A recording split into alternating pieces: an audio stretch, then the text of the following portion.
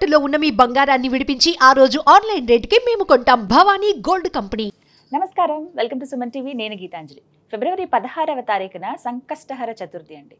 ప్రతి మాసం వచ్చేటువంటి ఈ సంకష్టహర చతుర్థి ఎంతో విశేషం అంటారు. ఆ గణపతికి పూజ చేసుకుంటారు సకల విఘ్నాలు తొలగడానికని. అలాగే ఇంకొన్ని విశేషాలు కూడా ఉన్నాయి ప్రత్యేకించి ఈ మాఘమాసంలో వచ్చినటువంటి సంకష్టహర చతుర్థికి. తెలుసుకుందాం ఆ వివరాలు. వివరించేందుకు ప్రస్తుతం మనతో పాటు ఉన్నారు ప్రముఖ జ్యోతిష్యులు బ్రహ్మశ్రీ నందిభట్ల శ్రీహరి శర్మ గురువు గారు. వారితో మాట్లాడదాం. గురుగారు నమస్కారం అండి. వాగర్థావివ సంపృక్తౌ వాగర్థ ప్రతిపత్తయే జగతః పితరౌ వందే పార్వతీ పరమేశ్వరౌ. సదాశివసమారంభాం శంకరాచార్య మధ్యమాం అస్మదాచార్య పర్యంతం వందే గురుపరంపరాం. ఆదిత్యాయ చ సోమాయ మంగళాయ బుధాయ చ గురుశుక్రశనిభ్యశ్చ రాహవే కేతవే నమః. శృంగేరి జగద్గురు పీఠాధిపతులకి కంచిపీఠాధిపతులకి నమస్కారములు తెలియజేసుకుంటూ కార్యక్రమాన్ని ప్రారంభిద్దాం.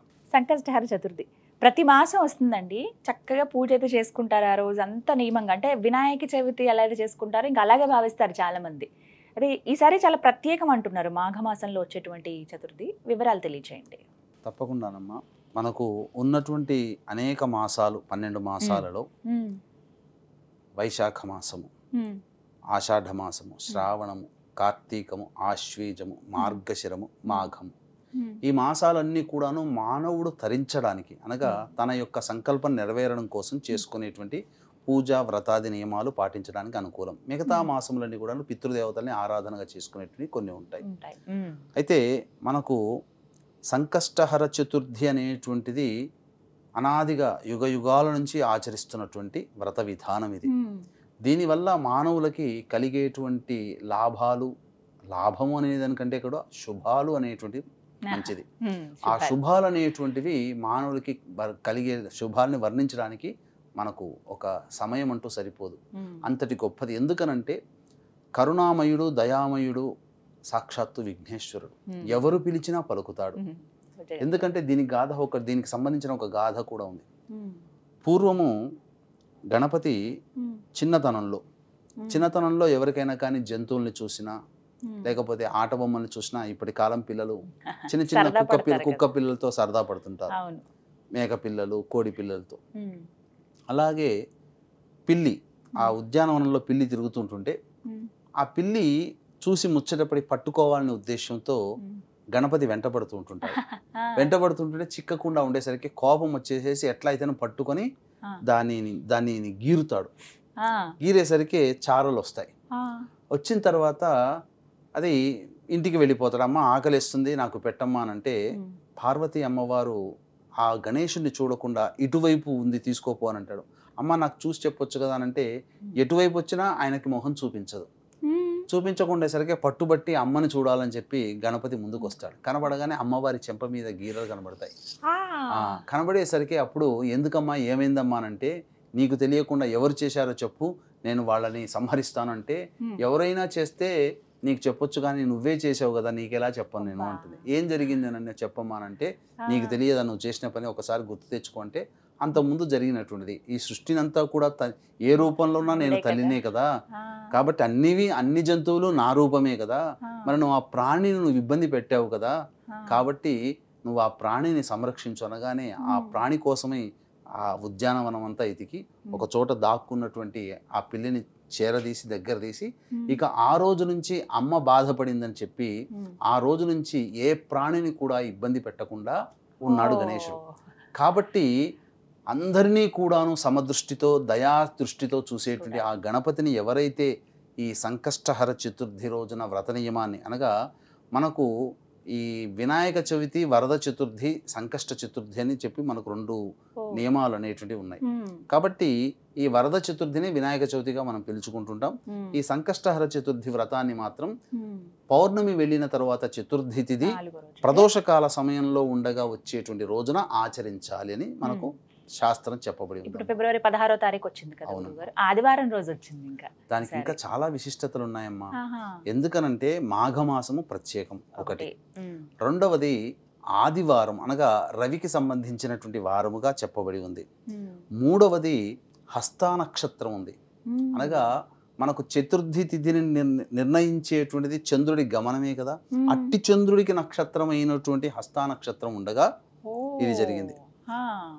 తర్వాత అది మూడవది కదా. మూడోది. ఇక నాలుగవది బుధ అనేటువంటిది. బుధుడు అనేటువంటి వాడు మనకు చెప్పాలి అని అంటే కన్యా మిథున రాశులకి అధిపతి. ఉచ్చస్థితి పొందుతాడు బుధుడు. కాబట్టి అటువంటి ఉచ్చస్థితి పొందినటువంటిది రాశి కన్యా రాశిలో చంద్రుడు ఉండగా చవితి ఏర్పడుతుంది. ఇది కన్యా రాశి కదమ్మా. అంటే కోమలత్వము, దయ, కరుణ, అలాగే సహనాన్ని సూచించేటువంటి రాశి. ఆ రాశిలో చంద్రుడు ఉండగా చతుర్థి తిథి వస్తుంది. అన్నిటికంటే ఇంకొక ప్రధానమైనది ఐదవది గొప్ప లక్షణము, ఆ సమయము ప్రదోషకాల సమయంలో చేసుకోమని చెప్పబడి ఉంది కదా వ్రతము. ఆ ప్రదోషకాల సమయము స్థిర లగ్నంలో ఏర్పడింది, అనగా సింహలగ్నము. సింహలగ్నంలో చేసినటువంటిది ఏంటంటే లక్ష్మీప్రదము. కాబట్టి సింహలగ్నాధిపతి అయినటువంటి రవి కూడా, అలాగే హస్త నక్షత్రము ఏ రాశిలో ఉందో ఆ అధిపతి అయినటువంటి బుధుడు కూడా సప్తమ కేంద్రంలో స్థితి పొంది ఉండి లగ్నాన్ని చూస్తున్నాడు. ఇది చాలా విశేషం. పైగా మనం చూసుకుంటే రాశి నుంచి నవమ స్థానంలో గురుడు ఉన్నాడు, సప్తమ స్థానంలో శుక్రుడు ఉన్నాడు. ఇవన్నీ కూడా లక్ష్మీప్రదాన్ని సూచించేటువంటిది, చాలా విశేషం. కాబట్టి ఈ రోజున నుంచి ఎవరైతే సంకష్టహర చతుర్థి వ్రత నియమాన్ని ఆచరిస్తారో, నియమంగా పెట్టుకొని 1 నెల కానీ, 3 నెలలు కానీ, 5 కానీ, 7 కానీ, 11 కానీ, 18 కానీ, 21 వారాల పాటు కూడా, 21 నెలలు పాటు కూడా చేసుకునేటువంటిదిగా ఉందమ్మా. ఇలా సంఖ్య బట్టి చేసుకోవచ్చు. వాళ్ళ ఓపిక ఎలా చేయాలండి అంటే మనకు శాస్త్ర ప్రమాణాన్ని అనుసరించి మనం చెప్పుకోదలిచినట్లయితే ఉదయాన్నే లేచి కాలకృత్యాదులన్నీ తీర్చుకొని 16వ తారీఖు రోజున అయింది కాబట్టి 16వ తారీఖు రోజున ఒక చక్కటి చతురస్రముగా ఉన్నటువంటి ఒకటి పసుపు రంగు గుడ్డని మనం తీసుకొని ఒక పీటను ఏర్పాటు చేసి ఆ పీటని చక్కగా పసుపుతో అలంకరించి దాని మీద షట్కోణముతో ముగ్గు వేసి పసుపు కుంకుమతో అలంకరించి దాని మీద ఈ యొక్క పసుపు గుడ్డను పెట్టి ఆ పసుపు గుడ్డ మీద 3 పిడికిళ్ళు బియ్యము పెట్టి దాని మీద తమలపాకులు, ఖర్జూరములు, వక్కలు, గణేశుని యొక్క రూపముగా పసుపుతో చేసినటువంటి హరిద్రా గణపతి పెట్టుకొని పూజ చేసుకోవాలి. మొదలుగా పూజ చేసుకొని సాధారణంగా గణపతి పూజ చేసుకోవాలి. ఆ రోజంతా కూడాను ఉపవాస నియమాన్ని పాటించాలి.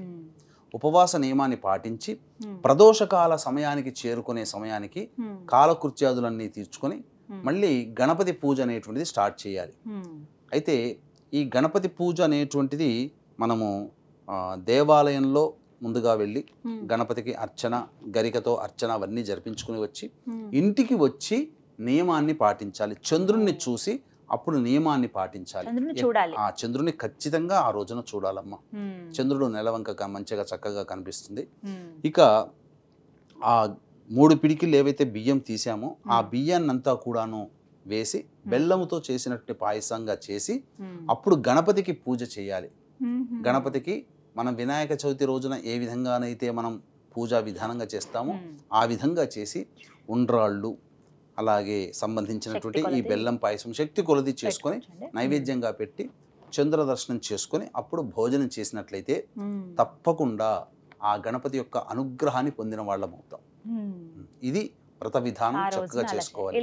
ప్రతి నెల సంకష్టహర చతుర్థి రోజున సద్యస్కాలంలో అంటే ఈ యొక్క సంబంధించినటువంటి సంకష్టహర చతుర్థి వ్రతాన్ని ఆచరించినటువంటి వాళ్ళకి అనేక ప్రయోజనాలు కలుగుతాయి. ముఖ్యంగా ఏ పని చేయాలన్నా బుద్ధి కుశలత ఏర్పడుతుంది. సహనం అనేటువంటిది ప్రధానంగా వస్తుంది.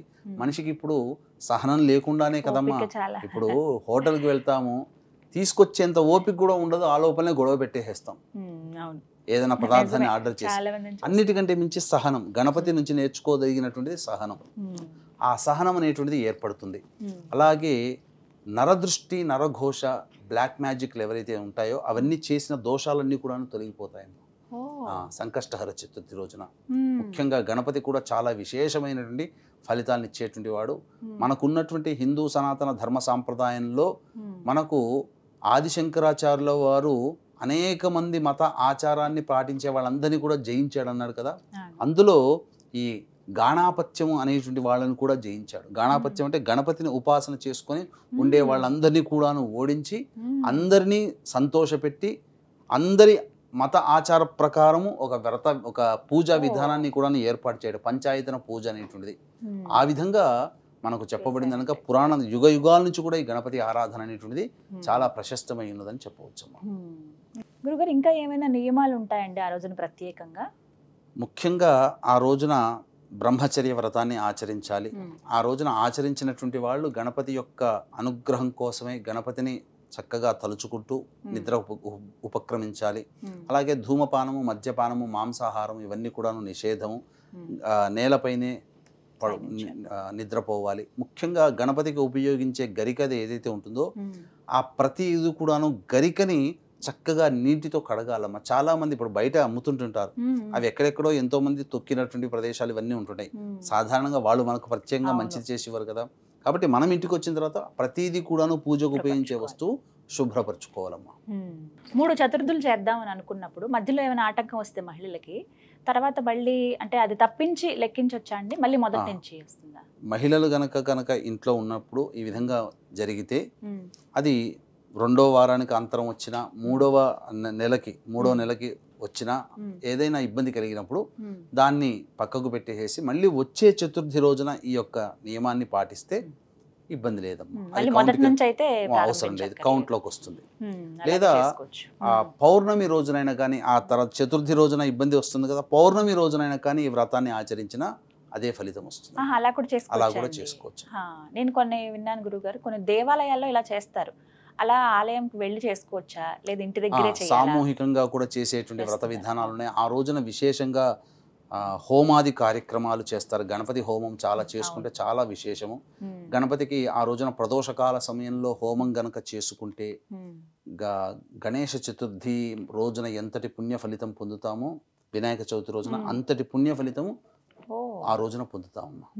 ఈ విధంగా అందరూ ప్రతి నెల చాలా విశేషంగా చేసుకుంటారండి. అందులో ఈసారి మాఘమాసం ఇంకా విశేషం అన్నారు. ఆదివారం రోజు వచ్చింది, ఇంకా ప్రత్యేకంగా చేసుకోవచ్చు. అందరూ కూడా సెలవు ఉంటుంది ఆ రోజు, చక్కగా చేసుకోవచ్చు.